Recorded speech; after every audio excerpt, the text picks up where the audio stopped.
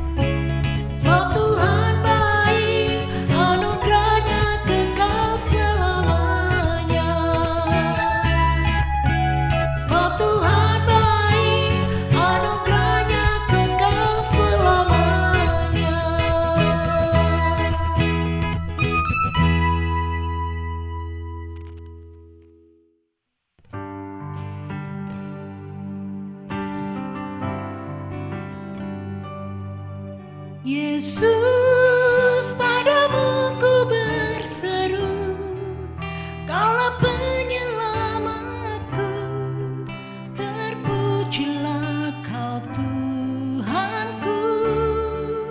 Mulutku memuji namamu sepanjang umur hidupku, terpujilah Kau Tuhanku di atas segalanya.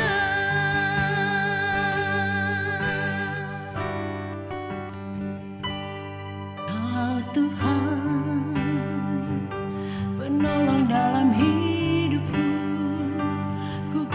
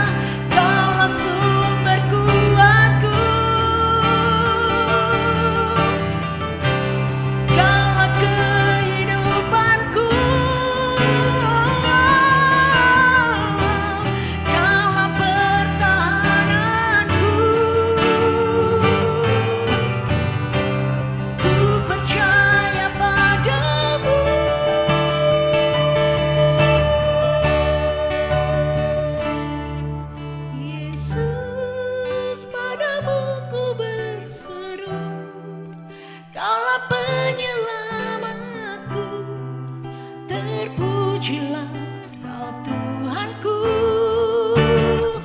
Mulutku memuji namamu sepanjang umur hidupku.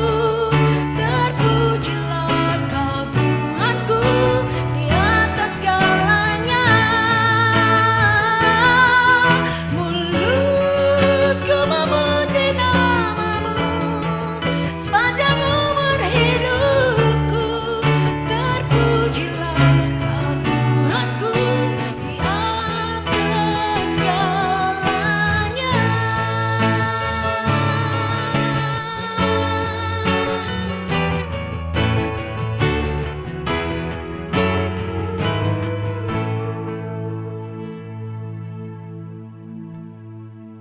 Shalom semua jemaat yang diberkati Tuhan.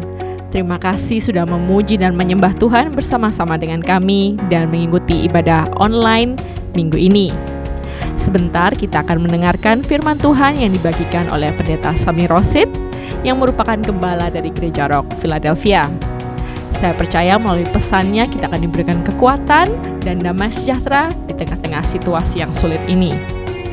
Sebelum firman Tuhan dibagikan, saya mau mengingatkan kembali bahwa Anda tetap bisa memberikan persembahan Anda dengan mengetik SMS ke nomor layar di berikut ini. Atau Anda bisa mengunjungi website kami di www.rockusa.church dan bagian kanan atas akan ada tulisan online giving. Terima kasih atas persembahan Anda. Tetap jaga kesehatan dan terus berdoa. Selamat berhari Minggu, Tuhan Yesus memberkati. Bapak Ibu pernah gak mempunyai masalah seperti ini di mana handphone Anda atau komputer atau laptop, TV mungkin, atau mungkin internet di rumah Anda tiba-tiba berhenti bekerja, tiba-tiba tidak berespon, saudara. Nah, apa yang kita lakukan biasanya? Yang kita lakukan biasanya kita matiin terlebih dahulu, lalu kita nyalain lagi, saudara. Atau kita reset namanya. Mungkin buat teman-teman kita yang ahli elektronik dan ahli dalam teknologi, dalam komputer, mereka bisa menjelaskan kenapa sih perlu di-reset.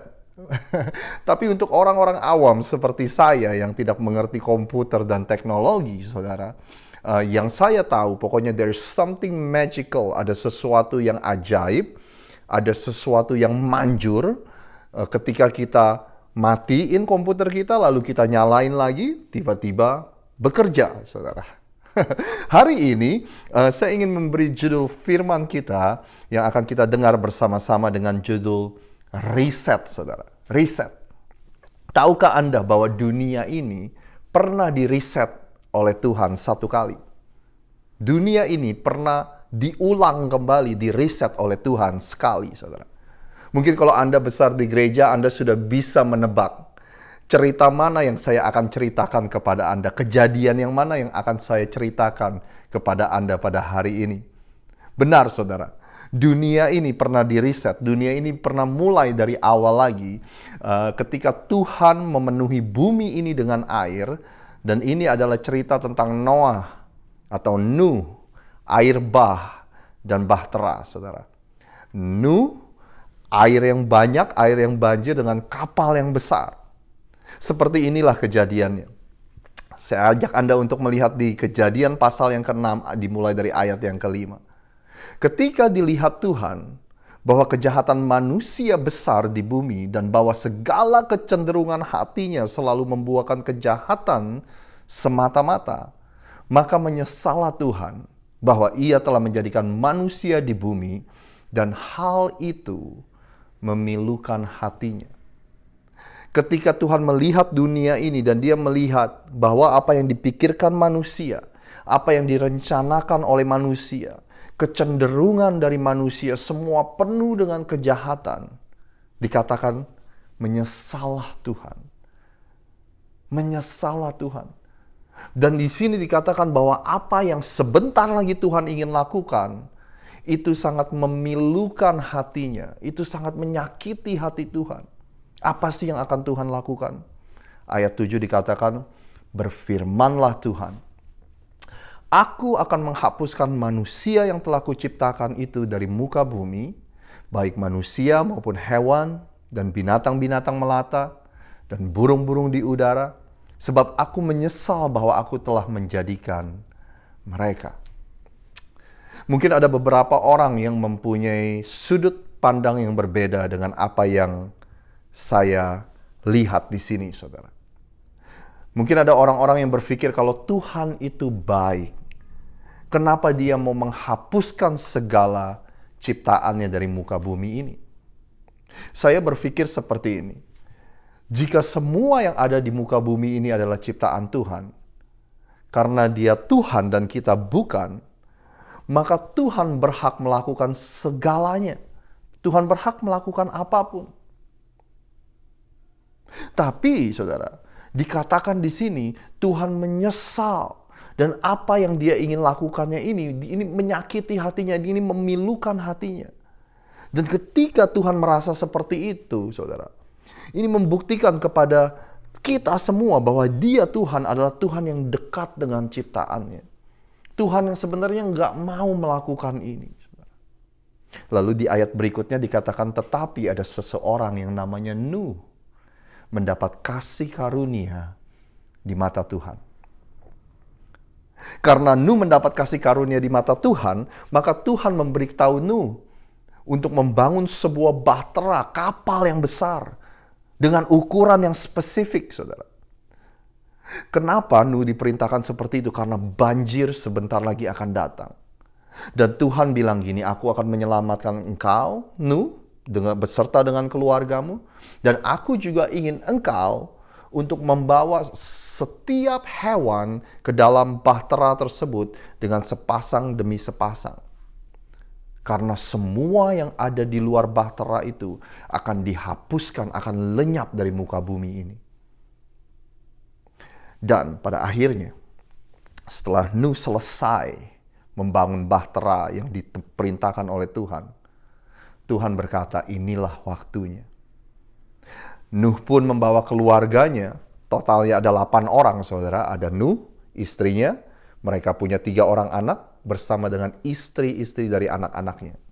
Mereka masuk ke dalam kapal berserta dengan setiap hewan sepasang demi sepasang. Dan begitu pintu bahtera itu ditutup, hujan deras turun. Dan selama 40 hari dan 40 malam, hujan itu tidak berhenti seperti apa yang Tuhan katakan. Dan hujan itu menenggelamkan bumi ini. Banjir dan hujan itu membunuh semua makhluk hidup di atas muka bumi ini. Bumi ini dibanjiri dengan air. Dan bahkan setelah hujan itu berhenti, bumi ini masih tergenang di dalam air selama 150 hari lamanya, atau sekitar 5 bulan. Jadi dengan kata lain, saudara, Nuh dan keluarganya, mereka ada di dalam bahtera, mereka dikarantina selama 6 bulan lebih. Oleh sebab itu hari ini, kalau Anda izinkan, saya ingin menggunakan cerita ini untuk menjadi bahan pelajaran bagi kita semua. Bahan langkah-langkah yang praktis, saudara. Apa yang kita bisa praktekkan dalam kehidupan kita. Seperti Nuh yang setelah banjir, setelah bumi ini tenggelam dengan air, dia harus keluar dari bahtera itu dan menjalankan kehidupannya di dunia yang baru. Seperti Nuh, saudara, saya membayangkan kita pun akan keluar dari masa-masa karantina kita dan menghadapi dunia yang baru. Orang menyebutnya the new normal. Kita akan menjalankan kebiasaan-kebiasaan yang baru, rutinitas-rutinitas yang baru. Dan saya ingin mengajak Anda semua untuk berpikir apa yang seharusnya kita lakukan berbeda dari sebelumnya. Jangan sampai kita keluar dari masa-masa karantina ini dan hidup kita persis sama seperti sebelumnya. Apa yang kita bisa lakukan berbeda dalam kehidupan kita dibandingkan dengan sebelumnya. Saya ingin mengajak Anda untuk melihat lanjutan ceritanya. Kejadian 8 dimulai dari ayat yang pertama. Maka Allah mengingat Nuh dan segala binatang liar dan segala ternak yang bersama-sama dengan dia di dalam bahtera itu. Dan Allah membuat angin menghembus melalui bumi sehingga air itu turun. Ditutuplah mata-mata air samudra raya, serta tingkap-tingkap di langit, dan berhentilah hujan lebat dari langit. Dan makin surutlah air itu dari muka bumi. Demikian berkurang air itu sesudah 150 hari. Dan dalam bulan yang ketujuh, di hari yang ke-17 bulan itu, terkandaslah batra itu pada pegunungan Ararat. Saudara, ada sesuatu yang menarik dalam cerita ini. Di mana setelah hujan berhenti dan air mulai surut, saudara, tempat berhenti yang paling terakhir dari kapal atau bahtera itu adalah di atas pegunungan yang bernama Ararat. Itulah tempat perhentian yang terakhir dari bahtera tersebut. Saudara, hari ini Gunung Ararat itu terletak di daerah negara Turki. Pegunungan Ararat, setiap Anda mendengar kata pegunungan Ararat, itu mempunyai simbol adalah awal mula yang baru, hari yang baru. Dan selain itu, saudara, tahukah Anda, kata Ararat dalam bahasa Ibrani itu mempunyai arti the curse is reversed. Kutuk itu sudah diputar balikan. Kutuk itu sudah dibalikan, saudara. Dan ketika saya mendengar hal-hal seperti ini, Tuhan mengingatkan kepada saya perbandingan yang seperti ini. Anda perhatikan saya baik-baik. Perhentian dari bahtera Nuh adalah di atas pegunungan Ararat. Yesus disalib di atas bukit, saudara. Gunung, tempat berhentinya bahtera itu disebut dengan Gunung Ararat, yang mempunyai arti kutuk diputarbalikan. Penyaliban Yesus itu mematahkan setiap kutuk. Dua-duanya ini adalah simbol dari awal yang baru, hari yang baru. Saudara, bukankah ini kabar yang sangat luar biasa? Anda seharusnya berteriak, Anda seharusnya bersuka cita walaupun Anda di rumah mendengar kabar baik ini, saudara. Atau mungkin Anda bisa katakan amin bersama dengan saya. Awal mula yang baru, hari yang baru, karena setiap kutuk sudah dipatahkan. Nah, tahukah Anda bahwa arti dari nama Noah itu artinya rest atau beristirahat. Penulis dari kitab Ibrani berkata, di Ibrani 4, saya menggunakan bahasa Indonesia masa kini, jadi bagi umat Allah masih ada janji untuk beristirahat, seperti Allah beristirahat pada hari yang ketujuh itu. Karena orang yang menerima istirahat yang dijanjikan Allah kepadanya itu akan beristirahat juga dari semua pekerjaannya seperti Allah. Sebab itu marilah kita berusaha sungguh-sungguh untuk menerima istirahat yang dijanjikan Allah itu. Jangan sampai seorang pun dari kita gagal seperti mereka dulu, karena mereka tidak percaya kepada Allah. Coba Anda renungkan kembali apa yang baru saja kita baca. Setelah Anda mendengarkan firman ini, kalau Anda lagi baca Alkitab, Anda kembali ke ayat yang baru saja kita baca. Ada sesuatu yang indah, saudara. Karena ternyata janji Tuhan untuk kita semua adalah janji untuk menerima istirahat yang berasal dari Tuhan. Saudara, gambaran orang yang hidup dalam janji istirahat dari Tuhan itu seperti apa sih? Ya kan? Tentu saja mereka adalah orang-orang yang bisa beristirahat dengan baik. Bisa tidur dengan nyenyak.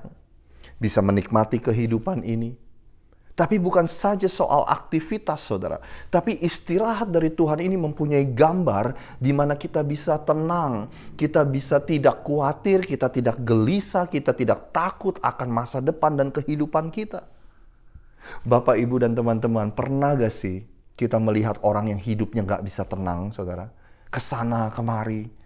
Kadang-kadang kita memperhatikan orang tersebut, kita berkata, sebenarnya orang ini lagi nyari apa sih? Apa sih yang dicari? Kita mikir seperti itu kan, saudara? Ya kan, apa sih yang dikejar sama orang ini? Pernah gak sih Anda melihat orang yang hidupnya gelisah, gak tenang? punya banyak hal, tapi nggak bisa menikmatinya. Kita jadi mikir, buat apa dia bekerja begitu keras untuk membeli segala macam hal, dan setelah mereka memperolehnya, tetapi mereka nggak bisa menikmatinya. Ya kan? Nah, Tuhan nggak mau itu terjadi dalam kehidupan kita, saudara. Marilah kita berusaha sungguh-sungguh untuk menerima istirahat yang dijanjikan oleh Allah itu. Ada karunia dari Tuhan untuk kita anak-anaknya menerima istirahat yang berasal dari Dia.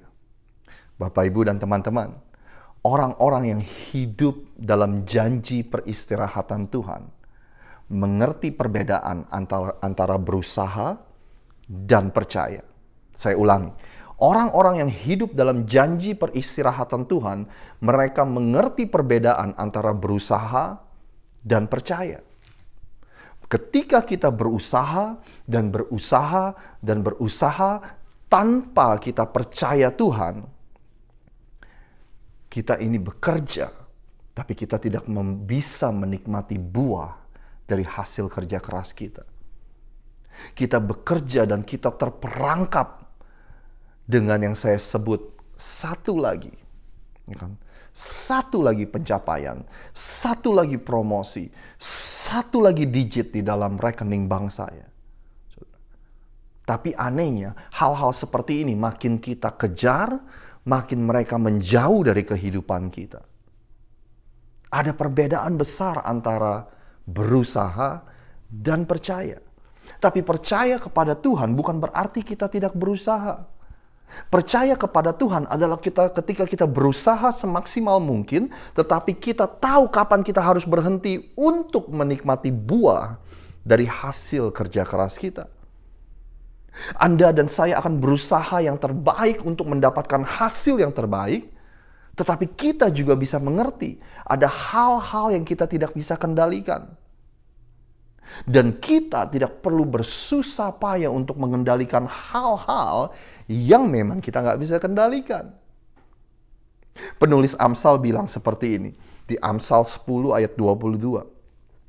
Berkat Tuhanlah yang menjadikan kita kaya, susah payah tidak akan menambahinya. Berkat Tuhanlah yang akan membuat kita kaya, susah payah tidak akan menambahinya.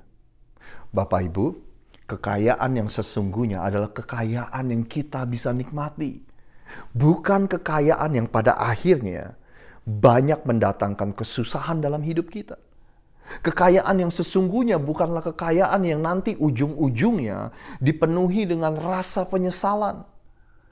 Kekayaan yang sesungguhnya bukan yang ujung-ujungnya mengorbankan keluarga kita, mengorbankan kesehatan kita, mengorbankan hal lainnya, saudara. Kekayaan yang sesungguhnya tidak ditambahi dengan susah payah. Yuk, mulai sekarang saya mengajak kita semua yang mendengarkan ini, yang menyaksikan ini, untuk hidup di dalam janji peristirahatannya Tuhan. Kita mulai lagi dengan awal yang baru, hari-hari yang baru. Ketika kita keluar memasuki dunia yang baru setelah pandemi virus corona ini, mari kita hidup di dalam janji peristirahatannya Tuhan. Saya akan tutup dengan ini, saudara. Nuh dan keluarga yang di dalam bahtera itu, untuk mereka tahu kapan mereka bisa keluar dari bahtera tersebut, saudara, yang mereka lakukan adalah mereka melepaskan burung dari bahtera tersebut. Jadi prinsipnya gini, jika burung yang dilepas itu masih pulang, artinya bumi ini masih tenggelam dengan air, karena burung itu tidak mempunyai tempat berpijak, saudara. Jadi berulang kali Nuh melepaskan burung dan burung itu kembali, karena bumi ini masih banjir.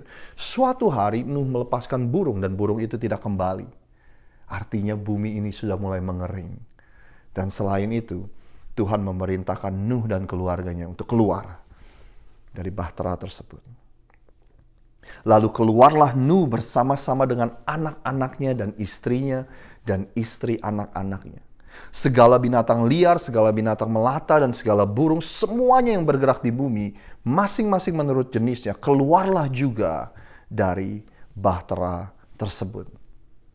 Lalu inilah yang dilakukan Nuh pertama kali, saudara, setelah dia keluar dari bahtera tersebut. Lalu Nuh mendirikan mezbah bagi Tuhan. Dari segala binatang yang tidak haram dan dari segala burung yang tidak haram diambilnyalah beberapa ekor. Lalu ia persembahkan korban bakaran di atas mezbah itu. Ketika Tuhan mencium persembahan yang harum itu, lalu berkatalah atau berfirmanlah Tuhan dalam hatinya, "Aku tak akan mengutuk bumi ini lagi karena manusia. Sekalipun yang ditimbulkan hatinya adalah jahat dari sejak kecilnya, dan aku tak akan membinasakan lagi segala yang hidup seperti yang telah kulakukan. Selama bumi ini masih ada, tak akan berhenti-henti musim menabur, menuai, dingin dan panas, kemarau dan hujan, siang dan malam," saudara. Saya nggak tahu bagaimana dengan Anda, saudara. Saya berpikir kalau saya dikarantina 6 bulan di dalam kapal, lalu akhirnya saya bisa keluar, ini yang akan saya lakukan, saudara. Saya akan mementingkan diri saya sendiri. Saya akan mementingkan diri saya terlebih dahulu. Ya kan? Saya akan menikmati dunia yang baru. Saya akan menghabiskan waktu untuk memanjakan diri saya, untuk rekreasi, saudara. Tapi Noah begitu luar biasa.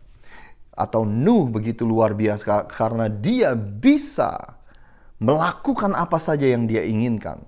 Tetapi yang pertama kali dia lakukan setelah dia keluar dari bahtera tersebut, dia mendirikan mezbah untuk Tuhan dan mempersembahkan persembahan untuk Tuhan.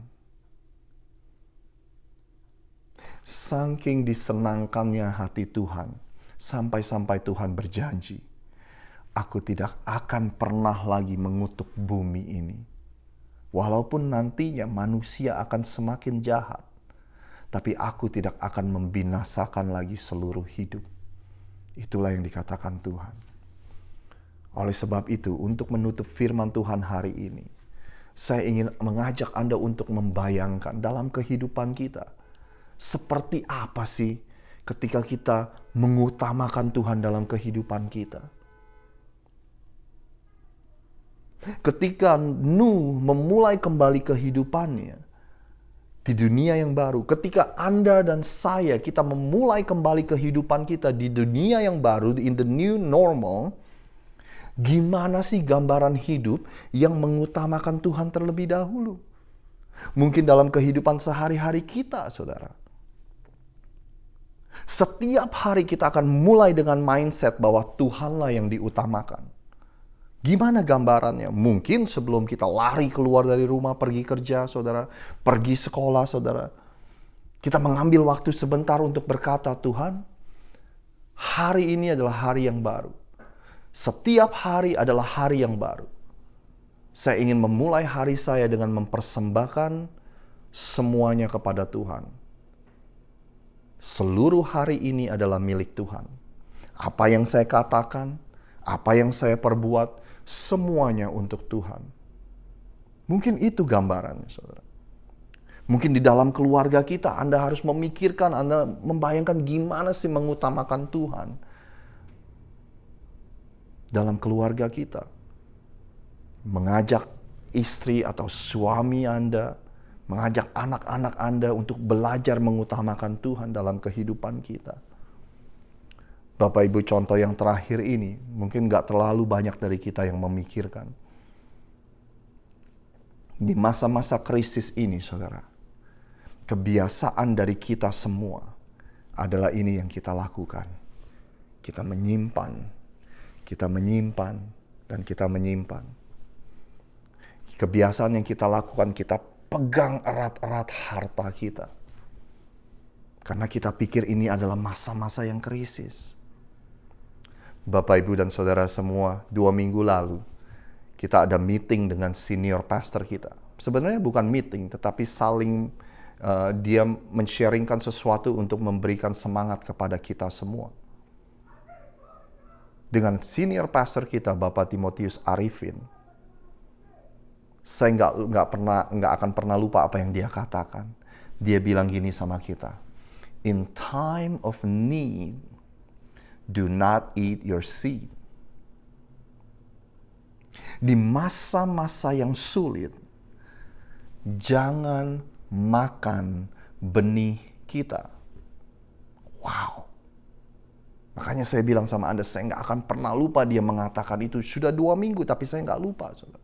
Di masa-masa yang sulit, di masa-masa ketika kita membutuhkan, jangan makan sendiri benih kita, saudara. Hikmat yang begitu luar biasa. Karena itu yang dikatakan oleh Amsal. Amsal di pasal yang 11 ayat 24 dia mengatakan seperti ini. Ada yang menyebar harta tetapi bertambah kaya. Ada yang menghemat secara luar biasa namun selalu berkekurangan. Saudara, inilah yang disebut dengan upside down kingdom principle. Ini adalah prinsip kerajaan surga yang terbalik dari prinsip kerajaan dunia. Ya kan? Orang dunia, prinsip kerajaan dunia berkata, kalau mau jadi kaya kita pegang, kita simpan, kita pegang erat-erat, saudara. Tapi anehnya orang yang seperti itu selalu merasa nggak cukup, selalu merasa khawatir, selalu merasa berkekurangan. Orang prinsip dunia berkata ketika kita menyebar harta, ketika kita suka memberi, ketika kita suka bermurah hati, hati-hati nanti kamu akan habis. Tapi Amsal berkata ada yang menyebar harta tetapi bertambah kaya, saudara. Ada orang yang begitu murah hati, suka memberi, tapi malah nggak bertambah miskin, nggak berkekurangan, malah berkelimpahan, saudara. Bapak, Ibu, dan saudara semua, dalam 3-4 bulan terakhir ini, inilah prinsip yang saya coba pegang erat-erat, saudara. Di masa-masa krisis ini, saya nggak mau memegang erat-erat harta saya. Bapak, Ibu, saudara semua yang mendengarkan ini, Anda perlu perhatikan baik-baik. Saya bukanlah seorang dukun, saudara. Jadi saya tidak menjanjikan kepada Anda bahwa kalau Anda memberi, maka Tuhan akan balikin berkali-kali lipat. Saya nggak berjanji seperti itu. Kalau Anda memberi, Tuhan akan tambahkan duit Anda. Saya tidak berjanji seperti itu, saudara. Tapi yang saya katakan kepada Anda, di dalam masa-masa krisis ini, saya dan Nana dan keluarga kami melihat penyediaan Tuhan dan berkat Tuhan yang begitu luar biasa. Bapak, Ibu, dan saudara, saya seorang pastor. Saya digaji dari gereja, saudara. Dan Anda bisa bayangkan selama 3 bulan lebih gereja kita tutup. Tapi saya mau beritahu kepada Anda, sudah 2 kali saya tidak mengambil gaji dari gereja. Tapi hari ini, penyediaan Tuhan selalu cukup untuk keluarga kami. Di atas segala-galanya, ketika saya mempercayai Tuhan dengan keuangan saya, damai sejahtera yang Tuhan berikan dalam hidup saya tidak akan bisa dibeli dengan harga berapapun. Tuhan memberi damai sejahtera yang begitu luar biasa. Tidak pernah sekalipun kami dibiarkan Tuhan berkekurangan atau khawatir di masa-masa krisis seperti ini. Yuk, saya mengajak Anda semua. Kita masuk dalam awal mula yang baru. Kita masuk dalam hidup yang baru dengan strategi hidup yang baru.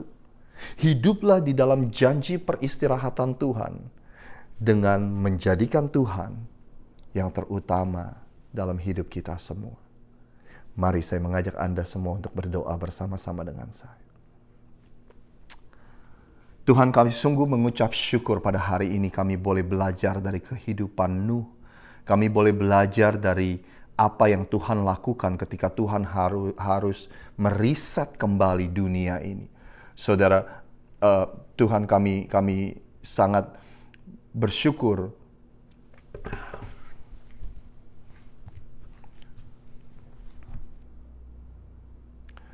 Tuhan, kami sungguh bersyukur kalau pada hari ini kami boleh belajar dari seseorang yang bernama Nuh.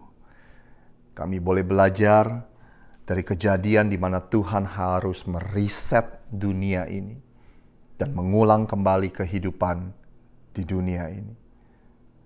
Tuhan, kami tahu Tuhan, dalam masa-masa pandemi ini, ketika nanti kami harus kembali beraktivitas, Kami akan memasuki dunia yang baru. Kami akan memasuki kebiasaan dan rutinitas yang baru. Kami berdoa Tuhan, biar tidak ada di antara kami yang mengulang kebiasaan-kebiasaan buruk yang kami pernah lakukan. Mulai hari ini Tuhan, kami mau percayakan hidup kami sepenuhnya dan seutuhnya kepada Engkau.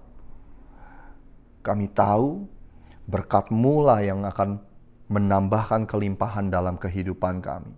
Dan susah payah tidak akan Engkau jatuhkan ke dalam kehidupan kami.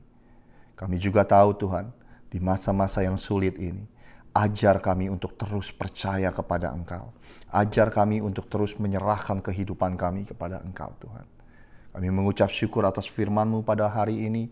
Hanya di dalam nama Tuhan Yesus kami sudah berdoa. Sama-sama kita katakan, amin, amin, amin. Terima kasih telah menyaksikan firman Tuhan atau ibadah bersama dengan kami pada hari ini. Tuhan Yesus memberkati Anda semua and have a great week. Bye.